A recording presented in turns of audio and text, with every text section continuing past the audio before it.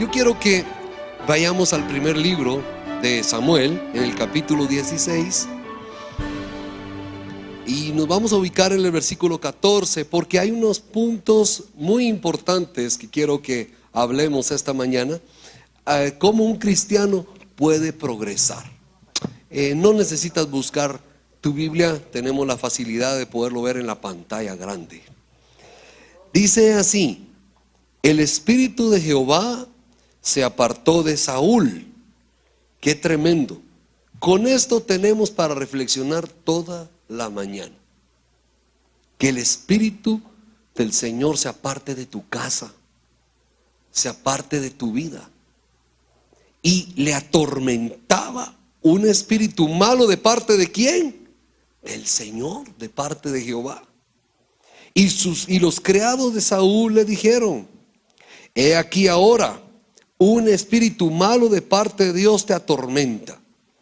Diga pues nuestro Señor a tus siervos que están delante de ti, que busquen a alguno que sepa tocar el arpa, para que cuando esté sobre ti el espíritu malo de parte de Dios, él toque con su mano y tengas alivio.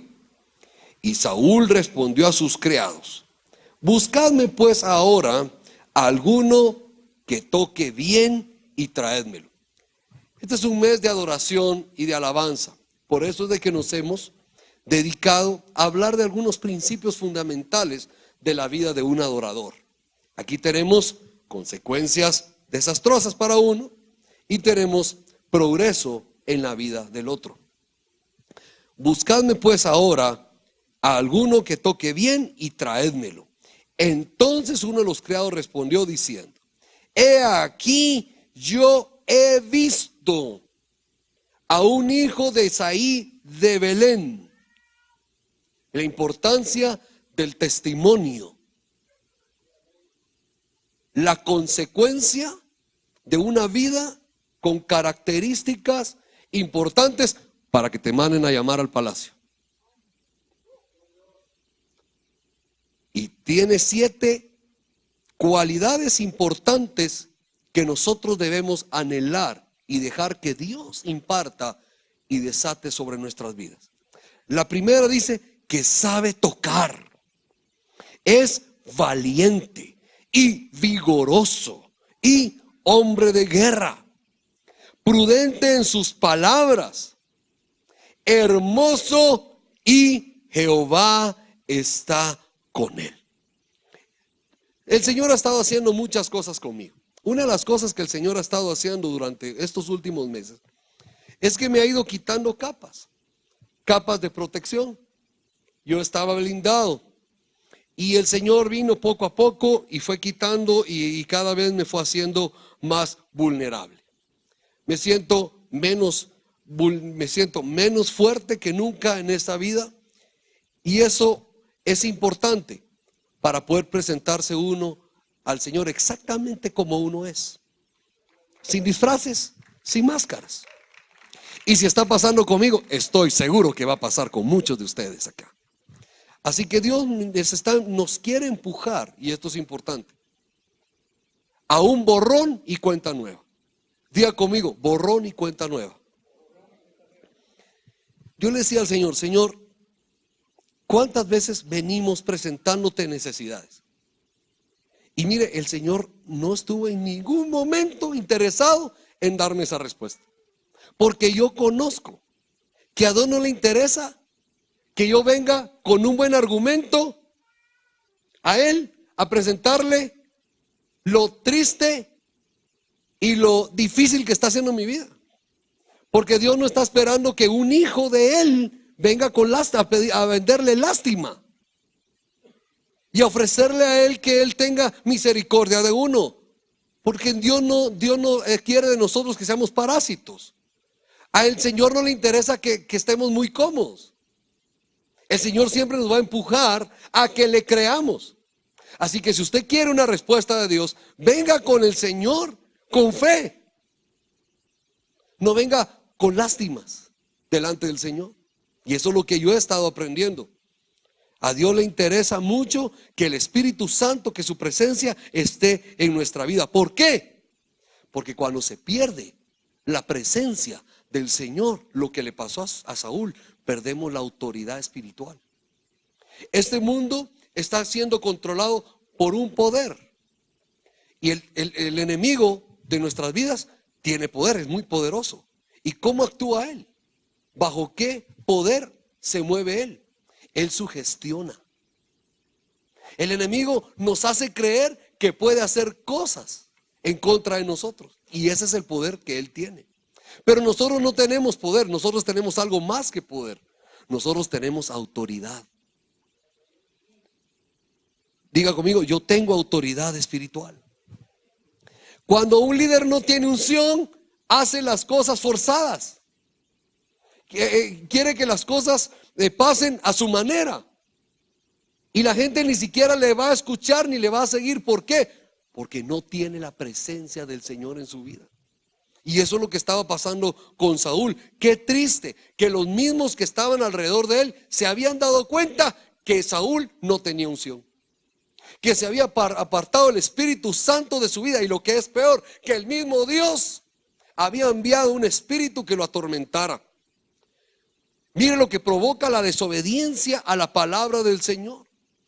Quedamos indefensos ante los ataques del enemigo, inclusive las consecuencias que el mismo Dios trae a aquellos que no quieren obedecerle. Un hombre ungido por Dios para tocar a Dios era el único que iba a poder traerle paz a este rey Saúl. Saúl representa a esas personas que están volviéndose locas, a esas personas que están bajo opresión y que tienen problemas emocionales. Saúl representa el sistema.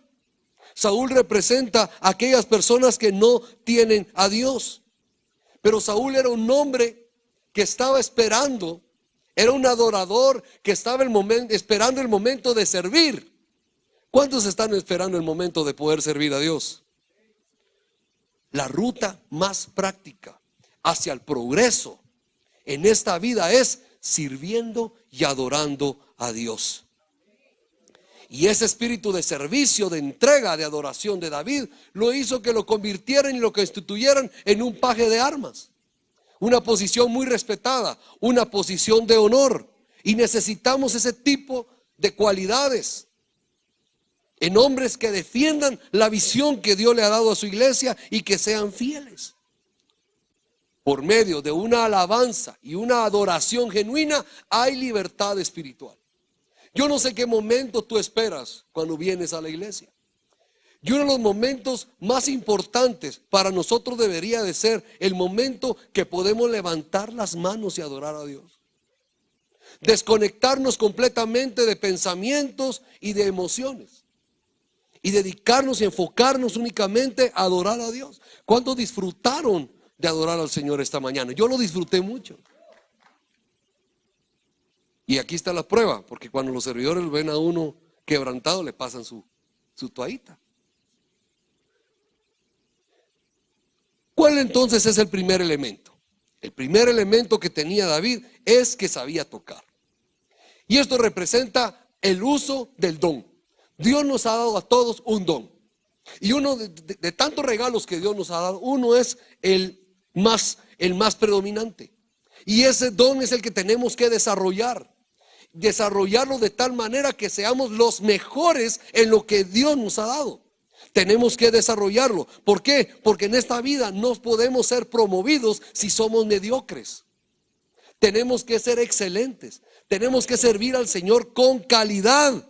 Tenemos que ser el número uno. ¿Y cómo se llega a ser el número uno? Practicando y practicando hasta que uno se convierte en el mejor. Llega el momento que David se presenta ante Goliat y el Señor y el rey le dice: Saúl, ponte mi armadura para pelear contra el gigante. Y David se sentía incómodo con esa armadura. Era una armadura poderosa, era la armadura de un rey. Lo estaba activando el rey a David para presentarse a una pelea completamente equipado y armado. Sin embargo, David dice: me faltan 5 minutos para presentarme ante Goliat. Y yo nunca he practicado con esta armadura. Con lo único que yo he practicado es con una onda y con 5 piedras. Eso, yo ya practiqué con eso. Eso es lo que yo sé hacer. Para esto yo soy efectivo. ¿Por qué no nos gusta la práctica? ¿Por qué no nos gusta tanto el ensayo? Porque cuando estamos practicando nadie nos ve, nadie nos aplaude, nadie nos felicita, nadie nos toma fotos. Todo el mundo estamos esperando el momento de salir a luz y ser vistos. Tenemos que aprender a practicar. Tenemos que desarrollar ese don por cual somos nosotros los mejores. ¿Por qué? Porque nos va a llamar el Señor al palacio a servirlo. Ese espíritu malo venía sobre Saúl. ¿Y qué le producía? Tormento psicológico. ¿Qué más le producía? Inseguridad, complejo de persecución. Dios va a llamar a aquellos que han aprendido a hacer las cosas bien. Yo voy a hablar mucho de ministerio, pero la verdad es que el ministerio es en esa área donde Dios te puso. ¿En dónde Dios te ha puesto? ¿En dónde estás trabajando? ¿En dónde estás viviendo? Es ahí, es en ese lugar en donde tú tienes que servir a Dios, en donde tú tienes que ser el mejor, ser el número 1. Segunda cualidad que tenía David es que era valiente. ¿Qué es entonces la valentía? La valentía es el valor que uno mismo se asigna. Una persona que tiene miedo es una persona que carece de valía. No conoce en realidad el valor y la potencia, la capacidad que ella tiene. David dice que era muy valiente. El Señor llama a Josué y lo llama y le exige algo. A un Josué que había ido a reconocer la tierra. O un Josué que había ido con 12, de los cuales 10 eran miedosos y salieron corriendo. Josué y Caleb dijeron: nosotros sí podemos. Si el Señor se agradara de nosotros, nos los vamos a comer inclusive como pan, porque es tierra que fluye leche y miel. Vamos, nosotros podremos conquistar la tierra. Josué era un hombre valiente. Sin embargo, cuando el Señor lo pone al frente, le dice: esfuérzate y sé valiente. ¿Por qué el Señor le dice: sé valiente? Si Josué era valiente, ¿por qué le dice: sé valiente? Porque aunque tengamos mucha capacidad y seamos muy competitivos, se van a haber momentos en nuestra vida que se va a requerir de mucho valor para creerle a Dios. Esfuérzate y sé valiente. ¿Sabes por qué? Porque te voy a poner a caminar durante 7 días alrededor de una muralla. Y el último día vas a caminar 7 veces y van a gritar, y de esa manera se van a derrumbar los muros. Miren, ningún ingeniero, ningún matemático, es más, ni siquiera un niño puede aceptar, puede creer que con un grito puede botar una casa, mucho menos una ciudad amurallada. Entonces el Señor le dice: sé valiente. ¿Por qué? Porque había que creerle a las fórmulas y a los métodos de Dios. Se necesita ser muy valiente para creerle a Dios, como Dios quiere hacer las cosas, cuando Dios quiere hacer las cosas, y a la gente que Dios quiere usar. Se necesita valor. Hay que ser valientes para obedecer a Dios. Hay que ser valientes para creer en el futuro.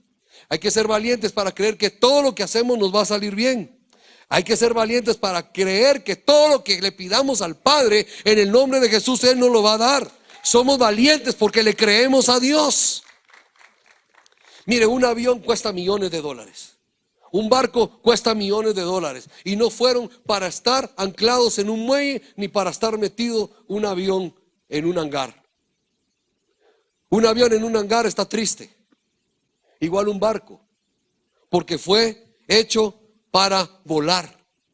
Y por eso muchos no nos sentimos cómodos. No nos sentimos a gustos. Porque nosotros fuimos hechos para creerle a Dios.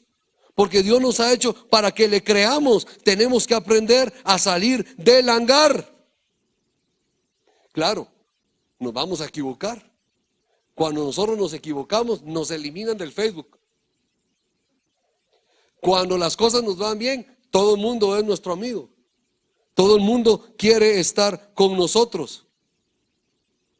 Todos esos fracasos que hemos tenido, tuvimos valor para hacerlo, pero fallamos y fracasamos. Ya pasó. Quemémoslo. Hagamos una lista de lo que nos ha ido bien. Seamos valientes para recordar lo que nos ha ido bien todos los días de nuestra vida y creerle a Dios. Se necesita valor para estar en este lugar adorando al Señor y creerle al Señor. A ver, que levante la mano, no los voy a ver, pero usted hágalo delante del Señor. Levante la mano a aquellos que ni siquiera tienen una partícula de cobardía. Ah, ¿creyeron que no los miro? Sí, los miro. No podemos tener ni una partícula de cobardía. Tenemos que ser valientes para creerle al Señor. Tercero, dice que era vigoroso. Era un hombre enérgico. ¿Cómo me desgasta a mí ver a la gente aguada, ver a la gente cansada, ver a la gente aburrida? De verdad, me entristece demasiado. Me entristece ver a la gente que no tiene voluntad. Me entristece ver a la gente que no está dispuesta para estar de pie, para adorar al Señor. Y me entristece mucho que la gente ande así, con tortícolis y estresado. ¿Y por qué la gente no tiene energía? Si nuevas son las misericordias del Señor cada mañana. ¿Sabe por qué? Porque gasta sus energías pensando en cosas tontas. Gasta tus energías en lo que te apasiona. Cuanto más energía gastas en lo que te gusta, más energía vas a tener. Cuando te duelan las rodillas, haz ejercicios, camina y se te va a ir el dolor de las rodillas. Te duelen porque no las estás usando.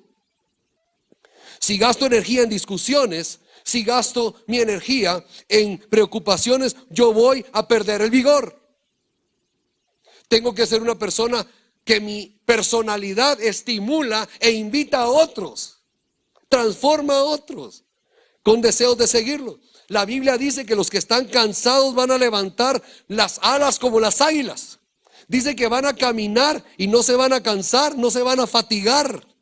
Los hombres y mujeres llenos de Dios deben de ser enérgicos para transmitir la vida de Dios. Nuestra personalidad enérgica debe de contagiar a los demás. Sí o sí.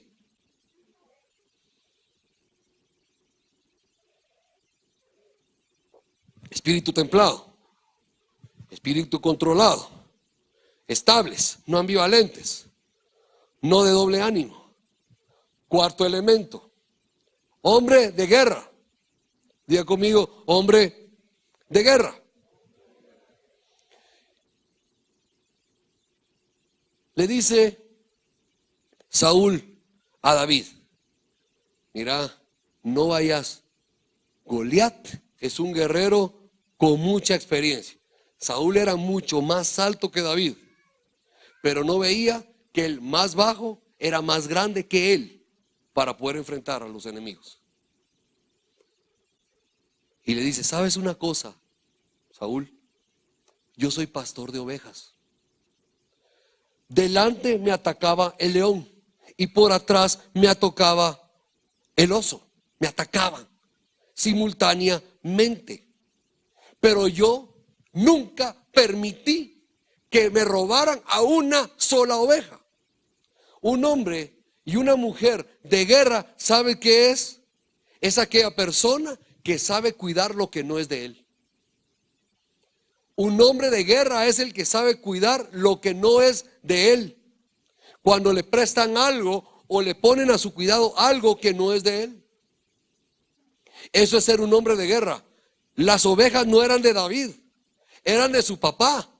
Y cuando se las querían robar, él dijo: no, yo voy a cuidar lo que no es mío. Eso es ser un hombre de guerra. Nosotros debemos de ser gente que en realidad no se deje robar y no pierda, se canse de estar perdiendo. Es hora de correr tras los demonios, como corría David tras el oso cuando se quería llevar una oveja, y darle en el nombre del Señor con palabra de fe. Jesús estaba alimentando a las multitudes.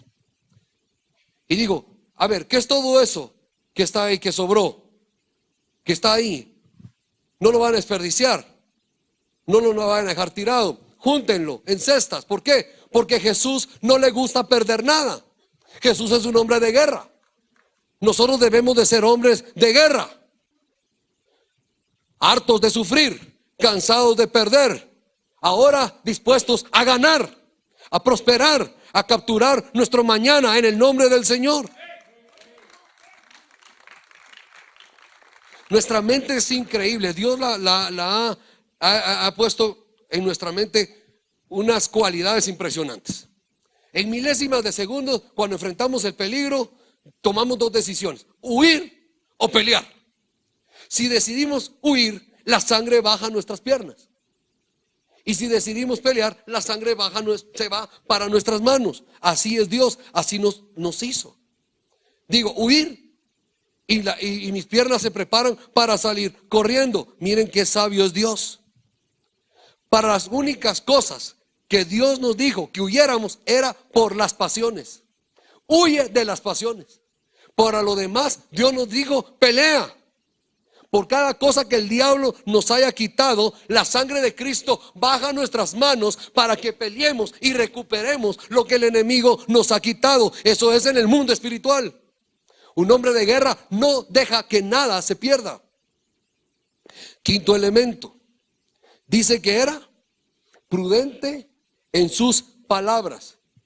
David sabía hablar, saber cuándo hablar, saber cuándo callar. Yo sé que aquí no me van a decir amén, porque es una de las cosas más difíciles de la vida. Saber cerrar el pico. Cuando Pablo fue a Roma, había muchos cristianos esclavos. Entonces él vino y lo que hizo fue sentarse uno a uno, los abrazaba, los consolaba y los dejaba hablar. Pero cuando él fue a Éfeso era diferente. Ahí habían griegos. Los griegos querían una exposición científica. Los griegos querían filosofar. Por eso de que Pablo sabía cómo hablar. Y nosotros debemos aprender también eso. Hablamos corporalmente. Debemos aprender a hablar también con nuestro cuerpo. Diga conmigo: debo saber hablar con mi cuerpo.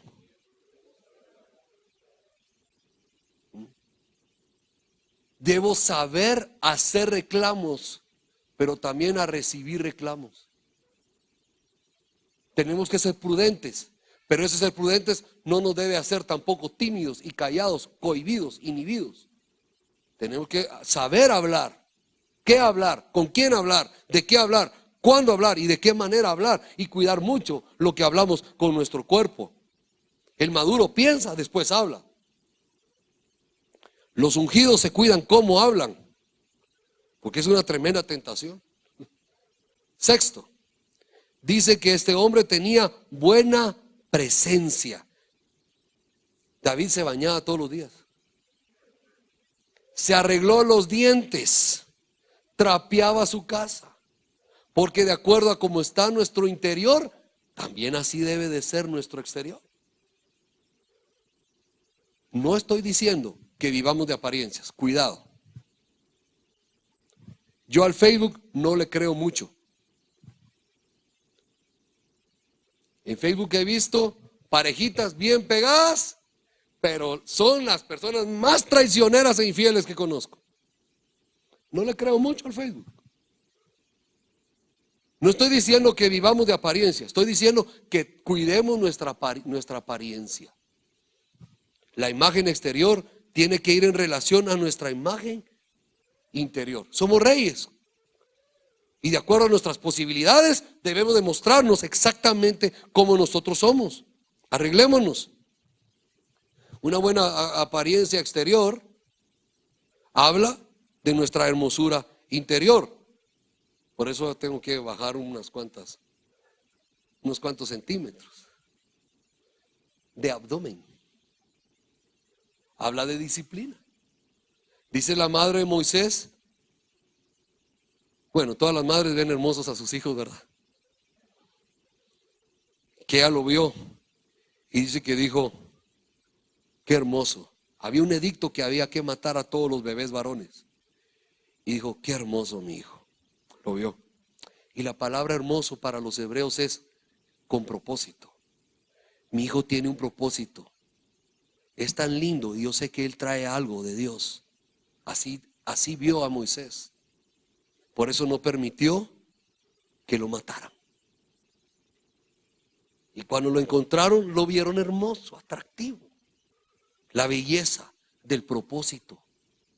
Cuando tenemos un propósito de Dios, nuestra vida cambia. Nuestra manera de levantarnos cambia. Cada minuto que pasa, lo aprovechamos y lo encaminamos al propósito de Dios. Tenemos que descubrir nuestro propósito, conectarnos con un sueño para que en realidad brote de nosotros la hermosura exterior. Un corazón alegre, dice la Biblia, hermosea el rostro. Una persona que tiene un propósito brilla. Sí, brilla, es hermosa. Dile que está a tu lado, el pecado afea. La santidad te pone chulo. Sí. Séptimo. Mire qué bien. Llegamos al séptimo elemento. Espero que estemos conectados con la enseñanza pastoral de esta mañana. Séptimo dice que el Señor estaba con él. ¡Wow! Que la gente diga, Dios está con ese hombre. Dios está con esa mujer. ¿Por qué sabemos de que Dios está conmigo? Cuando yo amo lo que Dios ama. Dios busca gente que ama lo que Él ama. Cuando tú estás pendiente de bendecir a alguien, de orar por alguien, de ayudar a alguien, ¿sabes qué? Dios está contigo. Dios está con las palabras que van a favor de la gente de Dios. Saulo de Tarso, después Pablo, era un loco. Descuartizaba a los cristianos. Tiene un encuentro con el Señor. Y había que entrenarlo a Saulo de Tarso. Y aparece en la Biblia Ananías. Y el Señor se puso a buscar quién iba a discipular a Saulo. Imagínense. ¿Quién iba a querer discipular a Saulo? Era un loco. Pero Ananías estuvo dispuesto a ayudar a Dios. El Señor le dice a Ananías, busca a Saulo, ámalo, cuídale, enséñale. Y vea los resultados del trabajo de Ananías. Y el Señor le dice, ¿sabes qué, Ananías? Vas a caminar por esta calle y ahí te lo vas a encontrar. Cuando nosotros amamos a la gente de Dios, el Señor nos pone en el camino correcto. Nos pone a caminar en el camino correcto. Muchas personas no están en el camino de la bendición. ¿Por qué? Porque no aman lo que Dios ama.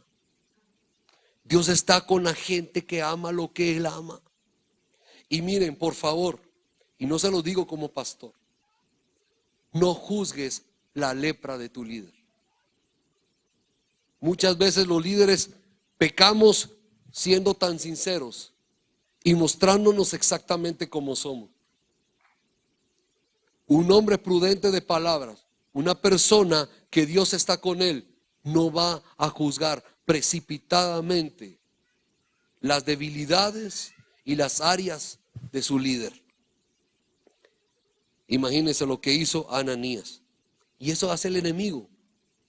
Anda viendo cómo bota el vallado de protección que nosotros tenemos. Nunca subestimemos la unción del Espíritu Santo en nuestras vidas. Nunca. Cuidemos, valoremos la presencia, la unción de Dios en nuestras vidas. Chinito, ponete romántico con el piano, por favor. Y vamos a orar. Cierra tus ojos, por favor. Yo quiero orar por ti. para desatar estas cualidades en tu vida. Señor, esta hermosa mañana, yo bendigo a tu pueblo que hoy se animó a estar acá, y también bendigo a aquellos que pudieron aprovechar un tiempo de recreo y de descanso familiar. Padre, que hoy reaccionemos todos acerca de los dones maravillosos que nos has dado, que no los dejemos dormidos, que saquemos el máximo potencial de lo que tú has puesto en nosotros. Señor, que a través del discipulado recobremos toda la valía posible, que seamos valientes por el valor que tú has puesto en nosotros, que sepamos que tú estás con nosotros, para que el miedo huya por el perfecto amor. Señor, que podamos caminar con energía, que podamos caminar siempre con el rostro en alto, erguidos, con fuerza, con ímpetu, que brillemos de vigor, de voluntad, que nuestra alabanza siempre sea una expresión con una voz fuerte y con palmas fuertes y con danza de alegría y de júbilo.